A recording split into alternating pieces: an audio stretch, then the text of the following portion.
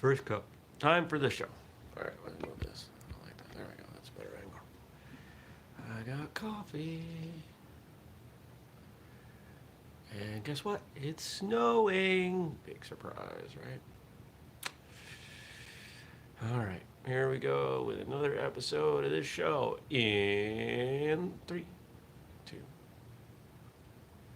Good morning, everybody. Welcome. Today is Wednesday. It's March 3rd, 2021. My name is Jeremy, and this is my first cup of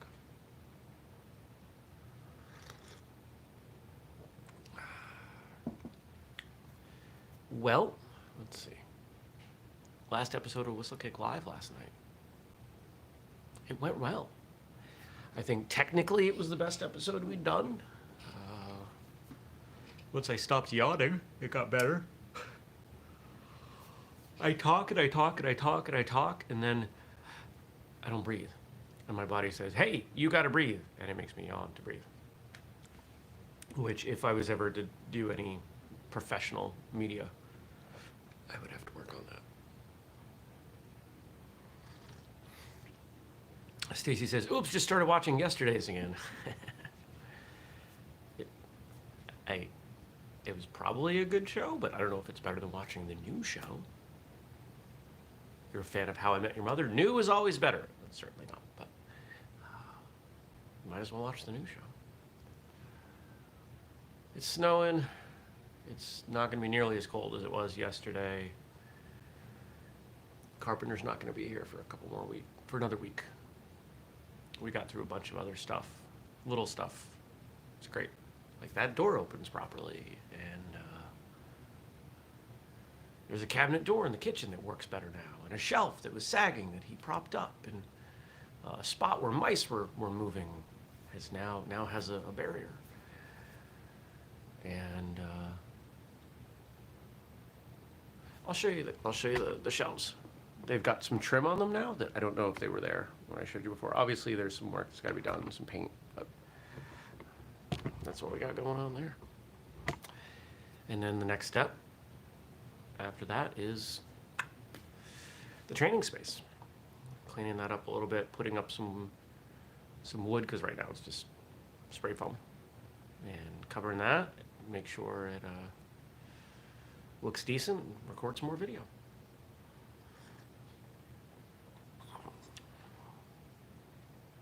It is okay, Stacy. No worries. Stacy says, yesterday was such a cluster that I completely missed the live. I deeply apologize. You don't have to apologize. There were only 2 people that had to be at live. It was Gabe and I. And we were there. And that's why it's recorded. It's available on Facebook. And last month I forgot to do it the day after. But if I remember, I actually put it down on my list. Excuse me. It'll be on YouTube for tonight. You can check it out. It was fun. We did a lot of recap, and we did some trivia.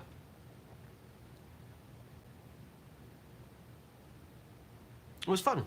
It was fun. I want to shout out Gabe for all the hard work he's done over the last year and a half with the show, and I thought we went out on a high note. And this has been 2020, 2021 have been very transitional. A lot of things ending. Show ending, a bunch of stuff in my personal life ending, other things starting.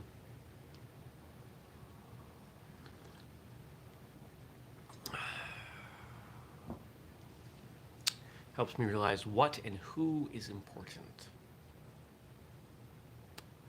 Unfortunately, a lot of people build themselves as important in your life, and they're not. They want you to treat them like they're important. They're not going to give you the same attention. And if they don't give them yours. Not saying it's always 50-50, but it should be close. It should average out to being pretty close. Otherwise, it's not healthy. What's going on? What happened yesterday? So we did live. Recorded an episode with a guest, a martial arts radio guest. Oh well. It went well. I'm getting better at this. Just kind of they come on and I just start talking. Because one of the things I've noticed, and if you've been a long time listener and you think about this, you probably pick up on this. When I have episodes where they come on and then I give them kind of like the formal thing about what's going to happen, they get nervous. Like, it changes the tone. It changes the tone from two people talking to, okay, now there's this official thing happening. And it takes a while for me to get them warmed up. So I'm trying to do less of that. Now, there are people who come on and they start asking questions or they're unsure, and I need to give them some comfort. And, we're constantly playing with ideas on the back end on how to make them more comfortable, how to help them hit the ground running. And we'll get there. We'll get better. We keep getting better. But yesterday's episode, we didn't have to do that. And it was better because of it. I had a great conversation with somebody who is a participant of a martial arts style that we don't have on the show often. We've had a few. And so we talked about some discrepancies. Although we did use that word. I used that word. Some of the differences between what they do and what the majority of listeners are going to do. And it was a great conversation. And this is somebody local, and we've got people in common, and it was a lot of fun. Local, but we've never met. Local-ish, New England. What else happened? I did not leave the house. I watered the plants. I ate tacos for dinner. I had the wood stove going all day. It was toasty in here. It was nice.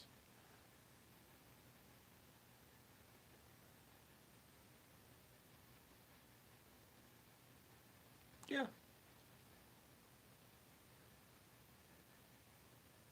I don't know what else to say. I don't know what else there is. What else is there? Is there more? Is there more to say? I've got a big 4-foot light over there that I've got to test for my upcoming mass seed grow operation for, project grow lots of food this summer.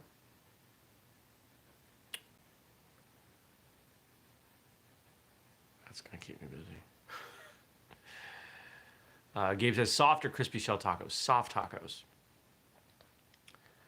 I have tried to look for places that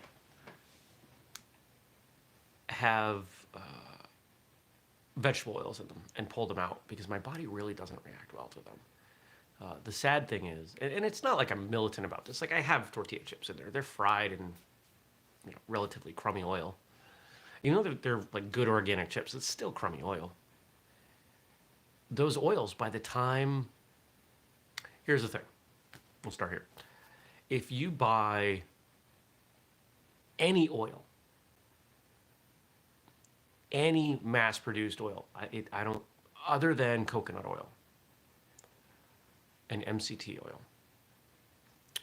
if you buy grapeseed oil or olive oil, it's been messed with. It's been shelf stabilized. So you don't notice that it's gone rancid. It's actually rancid by the time it gets to you. It doesn't last that long. It's a food. It's an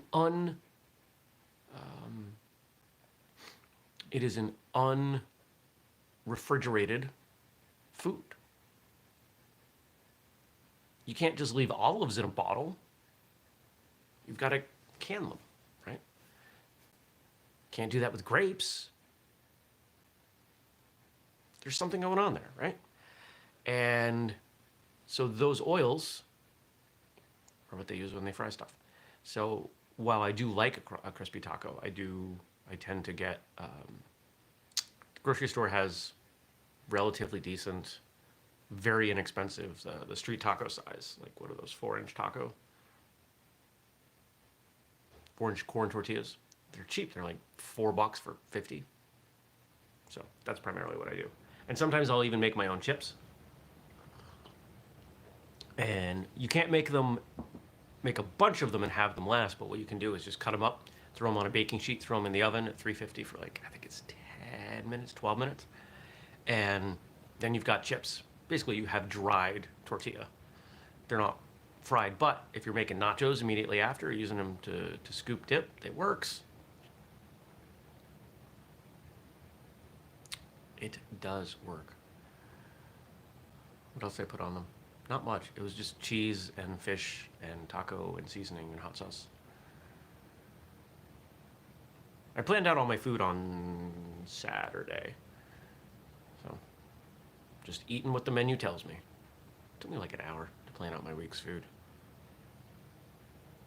But I'm doing better with it. I have this tendency, I think most of us have this tendency, that when we're hungry, we just eat.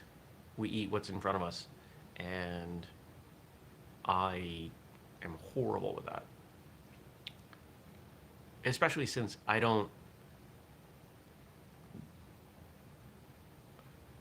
wait until I'm hungry to start cooking, which isn't necessarily a great thing when you're trying to be good about what you're eating.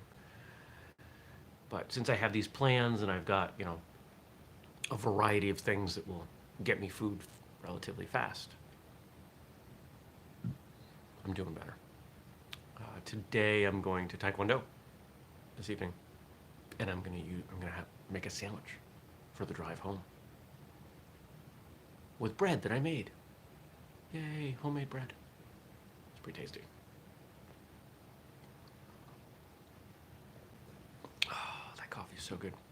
So for a while, I was lazy and I was putting the salt. Those of you who've been watching for a while know I put a little bit of salt in the coffee in here. And it didn't filter through in the same way. So now I just put it directly in the mug. And then pour the water. Anything else going on today? Client stuff, money stuff. I'm so overwhelmed. I really am. There's so much going on. And I'm not in the best emotional place. But I'm trying to make sure that I get better. Yesterday was a little bit of a relapse. But today will be better. I'll make it better. If it's not, I won't go to Taekwondo.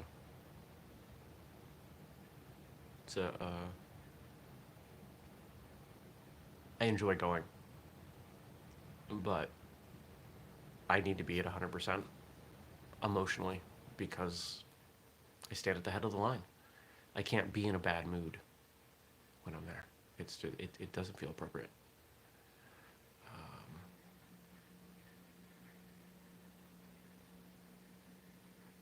There's a weird noise.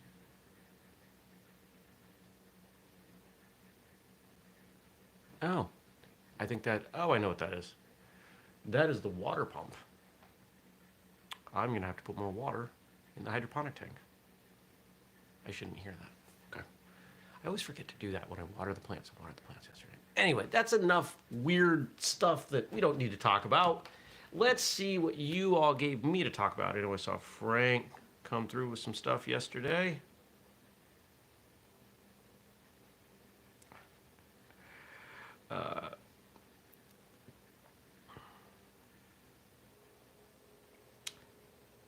Frank said, with regard to the quotes, I only give you my best work, Jeremy. I know that, Frank, and I greatly appreciate that, my friend.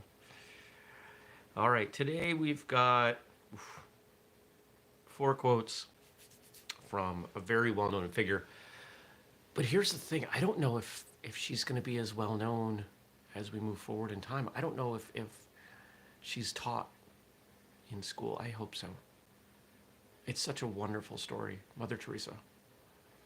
I don't know a lot of details about her, but just the general idea that a group of people that was shunned, she embraced. It's pretty powerful.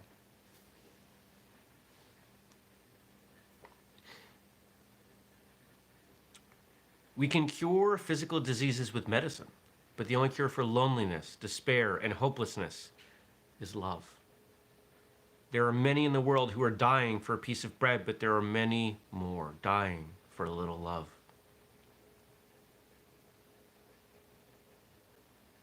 Yeah, and then the second quote, this is gonna, I was expecting as soon as I saw Mother Teresa, her most famous quote is up next.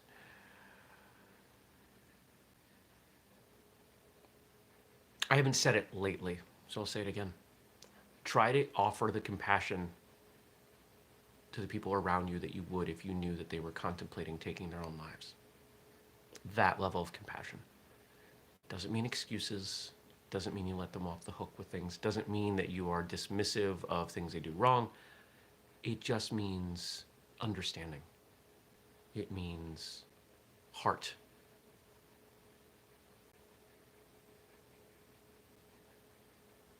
Kindness. Because a surprising number of people are in that space. I am not one of them. But statistically, there are plenty of people around you day to day who are.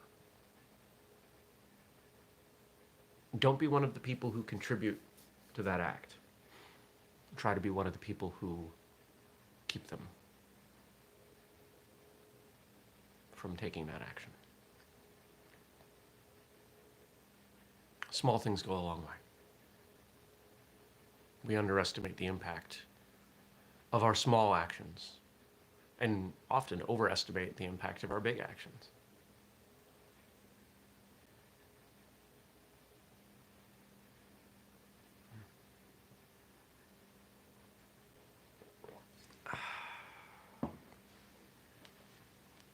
Here's the one. If you know any, Stacy says, I've been one of them, and you've been one of the people I reached out to in order to interrupt those thoughts. Well, I'm glad you felt comfortable doing that. And anyone is welcome to reach out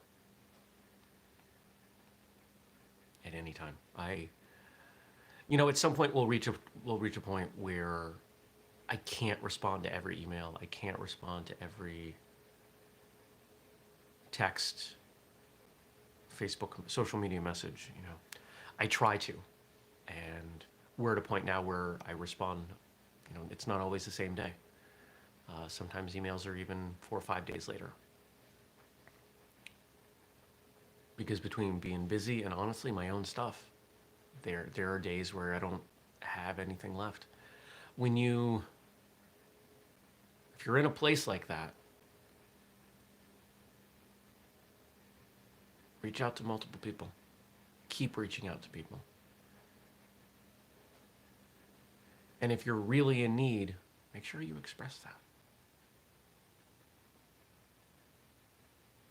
I've gotten a lot better about admitting when I'm not okay. There are days when I'm not okay.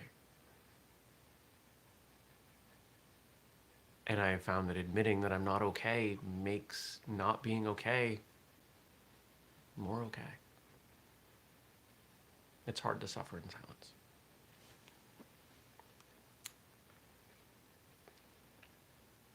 I don't do great things. I do small things with great love.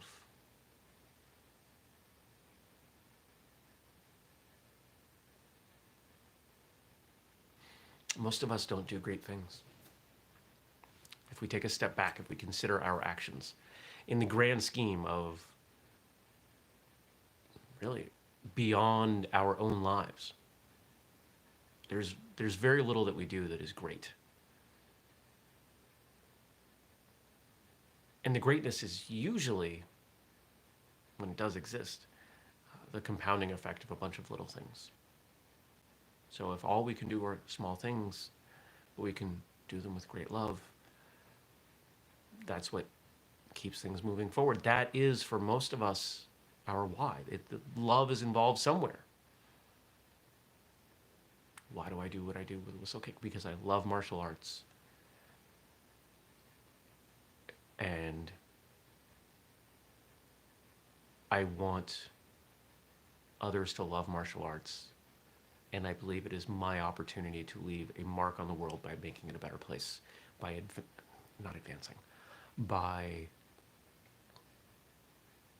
creating environments that get more people involved and retain them in martial arts.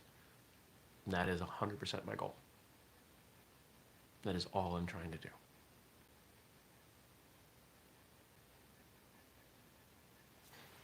There's some things that we've got to do to help those things happen.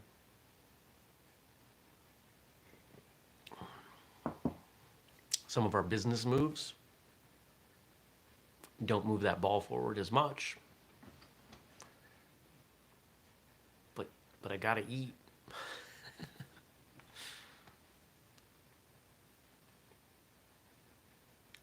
I don't do great things. I do small things with great love. I've always loved that quote. Stacey says, you brought me power breaking, for which I am forever grateful. And I have enjoyed watching that. For those of you who don't know, Stacey discovered power breaking at a competition that we sponsored. We put on in 2016. And she found something she's pretty awesome at.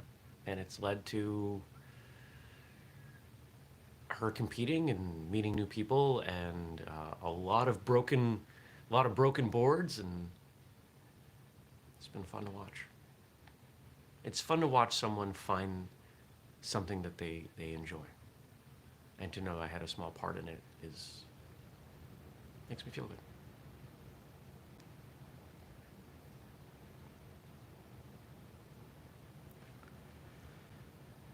Here's a reminder that most of us need. Be happy in the moment. That's enough.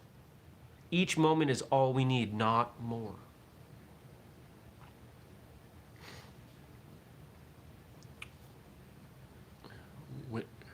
Obviously, Mother Teresa is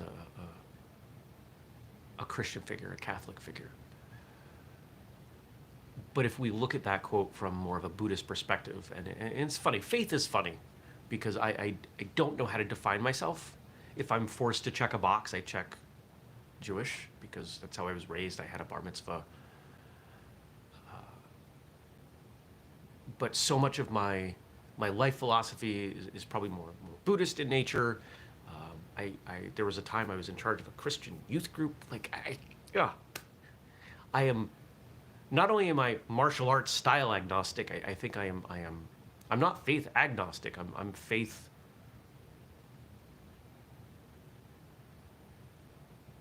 Unitarian, and I don't know. I'm a mush. But the idea of staying in that moment, being present. In Buddhism, they talk about the better you are remaining present, the less suffering there is, less pain. Because pain comes from looking forward or looking back. Right now, be in the right now. Where does my pain and suffering come from? It comes from looking forward and feeling stressed over things that I've got going on and whether or not they're going to work out, and pain from looking backwards at things that didn't go the way I wanted them to. And most of you can probably say the same thing. So when I'm feeling stressed and anxious, I really try to focus on what's going on right now. I've got this cup of coffee, I'm talking to you. I'm talking about philosophy, something I really enjoy.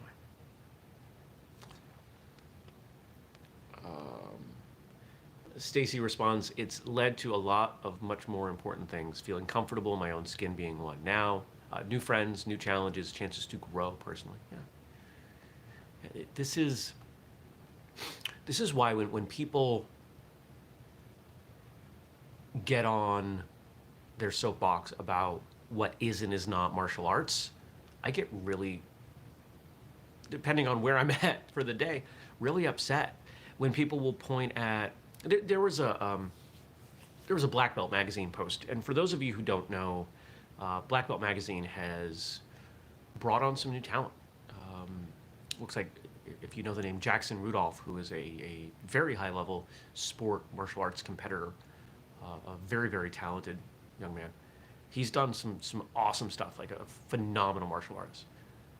But a lot of what he does is in the creative or extreme divisions, really acrobatic, gymnastic elements, etc. And he has been contributing to their social media.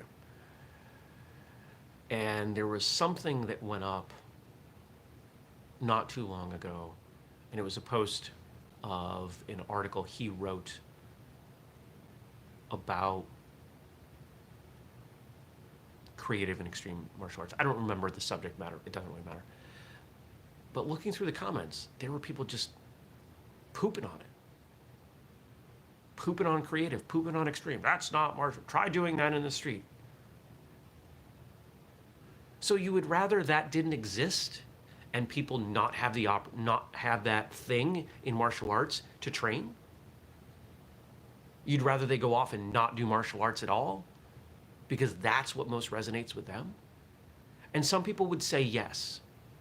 I say they're coming from a fearful place. It's not a thing that I'm going to do, but I tried. I see there's some entertainment, there's some fun in there for me. It's challenging. Think of all the different things that you can do as a martial artist.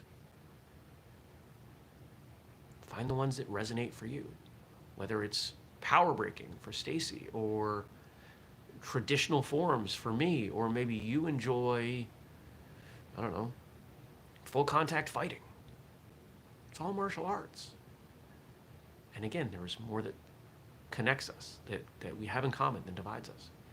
And we, as an industry, forget that. And I am hell-bent on reaching a place where I can stand from some position of authority and shout it. Because nobody's shouting it. People are saying it, but I will shout it. And I will do so until others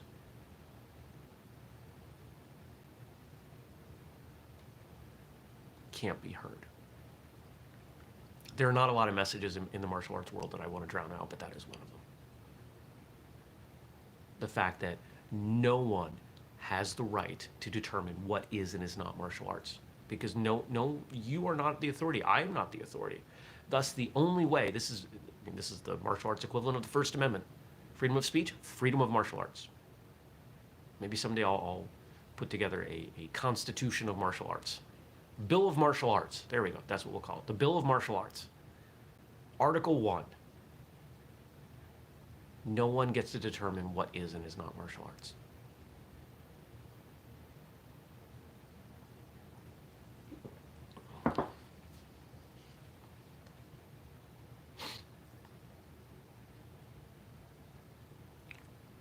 And our last quote for today. This is a great one.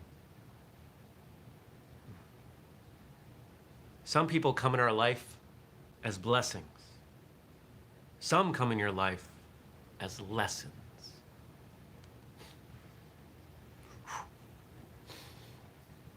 Everybody comes into your life for a reason. And if you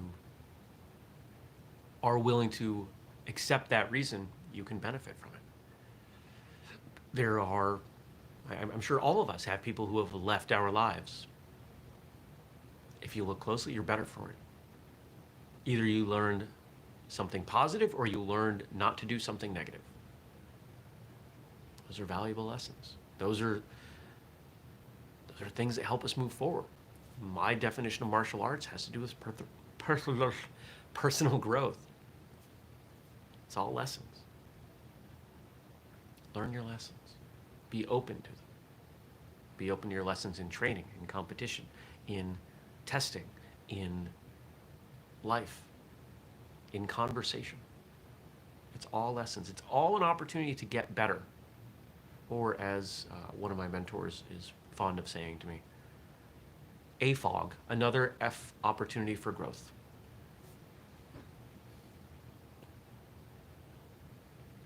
I'm sure you can fill that in. All right. Great stuff today. Thank you, Frank, for really some awesome quotes. Awesome quotes. Appreciate it. Thank you to all of you for watching, or maybe you're listening later on. And if you've got stuff to add, or stuff you want me to talk about, because it doesn't have to be all Frank, wait till the show closes, leave something below. Or if you're listening, you can email me, jeremy@whistlekick.com. A further reminder, our training programs, our strength and conditioning, speed, and fight conditioning programs, prices are going up considerably next Monday, March 8th. If you are interested in these programs, go get them. And there's even the discount code, FirstCut15, which makes them super, super cheap. like cheap. Like they are too cheap. Grab them. People that have gone through them have sent me positive feedback. Hey, this works. Is the strength and conditioning program the best strength and conditioning program? No, but it is the best at-home equipment-free strength and conditioning program you're going to find, and it even incorporates martial arts principles. The speed program, there's nothing else like it from anybody anywhere. I've looked.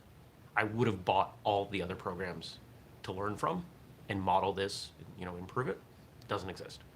And then the fight conditioning program, there are similar things out there, but none of them incorporate science. They're all old school. They don't actually train you in the way that is going to give you the best results in the least time. Science. So check those out. Watch for the Whistlekick Live episode going up tonight. And if you're new to this channel, make sure you subscribe and turn on notifications because we do this show, First Cup, every weekday morning, 6:30 a.m. U.S. Eastern Time. But of course, it's also available in your podcast feed with a little bit of a delay. Thank you. Thanks for watching or listening. Thanks for tuning in. And I hope to see you back here tomorrow. Take care, everybody. Peace.